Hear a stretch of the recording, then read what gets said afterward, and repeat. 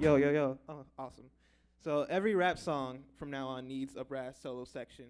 Just want to point that out. So I have two poems that I could possibly perform. I'm going to perform one, though, and I want some help to decide. One of them is a pretty personal poem. It's pretty dark. The other one is about Boy Meets World.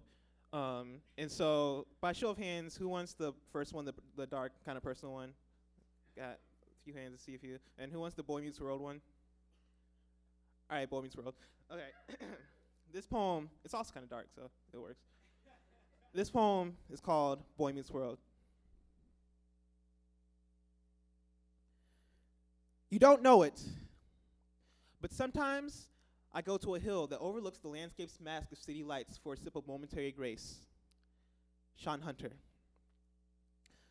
When I first started performing for people, I was about 13, and I didn't know what it was to be nervous.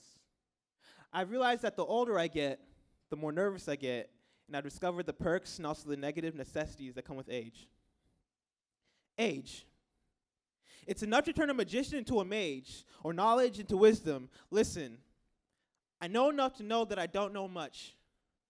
See, I wrote this poem when I at least felt like writing a poem, and when it came to God, I felt like I didn't really know him.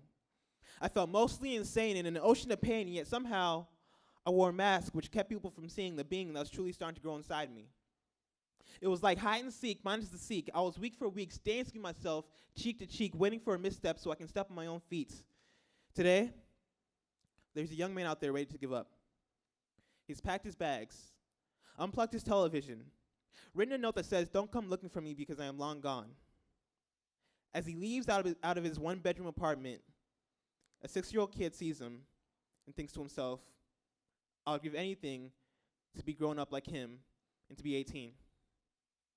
The 18-year-old young man looks down at the boy and thinks to himself, "I would give anything to be 6 again." The 18-year-old young man walks away. As the 6-year-old boy walks back into his own apartment, his mother sees him, picks him up, gives him a kiss, tells him, "I love you," puts him down, then walks out the door to work as the babysitter walks in. One day, the boy wakes up, and he is 18.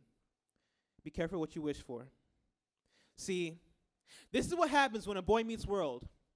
Whether you're intelligent with the facial expressions of the thinker statue or an idiot with the IQ of Eric Matthews. Because what happens when a boy meets world?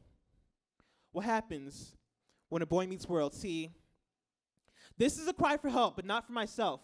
For the childhoods that ended, lunch money that was spent, torn jeans that mothers mended, and action figures that were lent. When there was nothing in your jeans but gum wrappers and lints, I'm talking about the childhood, the innocence that went. Young Corey, allow me to introduce you to the world. No magic, no genies, and God is Mr. Feeney. I've never had a Topanga, but I've surely had a Sean, and Sean's never had an Angela. In fact, now Sean's gone, and so it's me and the world. Now high school is long gone. I'm in college with no job. My life is a montage of mediocre moments. I'm a boy meeting the world, and these are all the components. Awkward first impressions, and success is your opponent. See, a lot can happen in 8 seasons. Life happens. You get married and a wife happens. But I'm scared to meet the world. I don't know if I have the right passions. Topanga, I've not yet met her. But is that a bad thing, or does that leave me off better? See, these questions were covered in the TV sitcom, but I'll leave you with the final words of Mr. Feeney. Believe in yourself. Dream. Try. Do good. And I do not mean do well. I mean do good. Thank you.